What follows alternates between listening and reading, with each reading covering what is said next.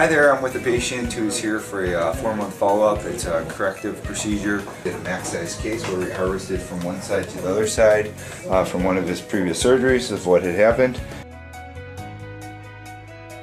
That's the scar. This is going to continue to heal. You can see the difference of how it's going to heal. So here's what we did once again. Here's what he had in another clinic. So this is the line, and this is still completely unhealed. He's only at 4 months. Still part of the old scar.